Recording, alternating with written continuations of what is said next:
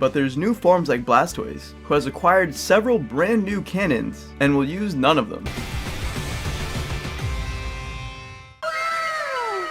Was that really so hard, Game Freak? I can admit I was wrong, and am honestly pleasantly surprised and appreciate that they took the time to respect their characters. Game Freak finally recognized the cannons. Blastoise, for the first time ever in a Game Freak game, actually uses his cannons. This is a monumental and exciting time. Also, in a scripted cutscene you can see the new Articuno shoot laser beams from his eyes, which lines up with the promotional art we saw in the first trailer. The cutscene itself looked really cool, and I wish the game had more of them like that. And the new Slowbro also uses his cannon to attack. It's so refreshing having coherent animations. Overall, they showed some nice stuff. Some returning Pokemon have me beyond happy, like the Krookodile line, the Aggron line, the Magmar line, Luxray, and Scyther plus Scizor. The new wild areas look a lot more fleshed out and interesting than the OG wild area, which is promising. They don't appear to look as empty, and there's secrets that you can uncover like the Regis, adding more value to these areas other than being a glorified safari zone. It looks like you need to activate panels on the ground. Puzzles are a more interesting and engaging way to interact with legendaries than just walking up to them through a corridor, so I appreciate the extra effort here. There's a great variety of interesting wild Pokemon too. It would be really cool to see a fully scaled Wailord in the wild since the overworld models are properly scaled. There's like this weird Cramorant robot thing which immediately reminded me of the Robo Groudon from Gale of Darkness. At the end of the trailer, the player character is seen partaking in a double battle against Leon and Raihan while teaming up with Hop. I wonder if this is a story extension or maybe they added a double battle mode for Pokemon League rematches. Very interesting either way. Hop, oddly enough, is not in his gym challenge attire. Perhaps you can team up with many different characters like Bede or Marnie. The official Pokemon website dives a bit deeper. In the Isle of Armor, they show a pic of a cave. It's unclear if you can actually explore this cave or if it will be an empty corridor. The pic they show looks rather uninteresting and linear, unfortunately. You can see more of this cave for a few frames in the trailer. The Isle of Armor story sounds rather uninspired. It seems like it will truly just be training in Mustard's dojo, and that's it. Crown Tundra looks like it dives into some lore and will be significantly more interesting overall, and is the expansion that introduces all of the old legendaries and the new legendaries, other than the Cubfu line. Speaking of the new legendary Pokemon, let's take a closer look.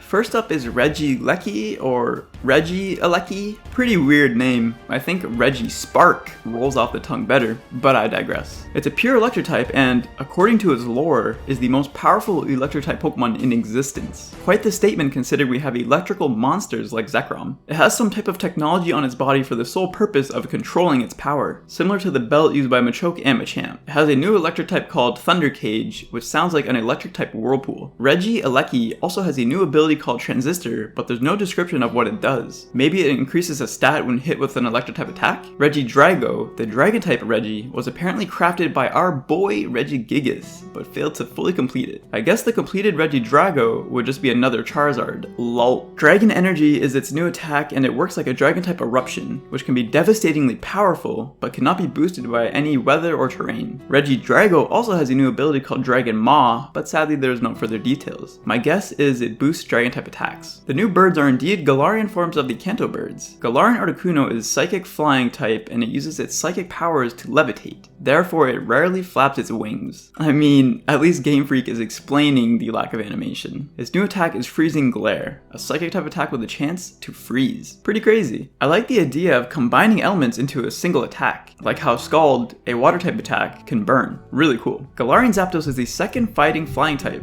the only other being Hawlucha. Its signature attack is Thunderous Kick, but only seems to be electrical in name alone as it lowers defense instead of a chance to paralyze or a secondary electric typing.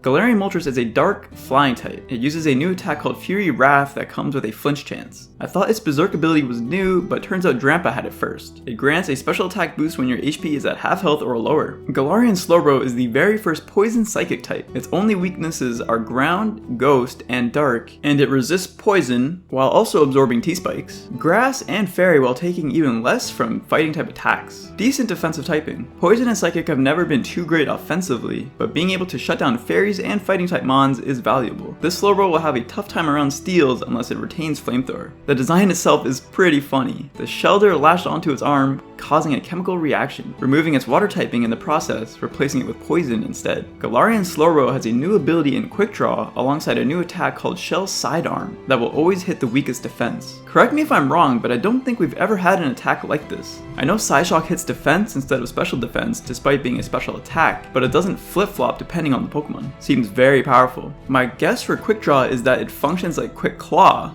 but in ability form. So Slowbro will randomly gain priority on its attacks, which could be insane. All in all, the expansion looks really fun, and it drops on the 17th this month. I'll be doing a full, detailed review when it releases, so stay tuned for that. What do you think the new abilities do? Let me know your thoughts down below. That's all for now.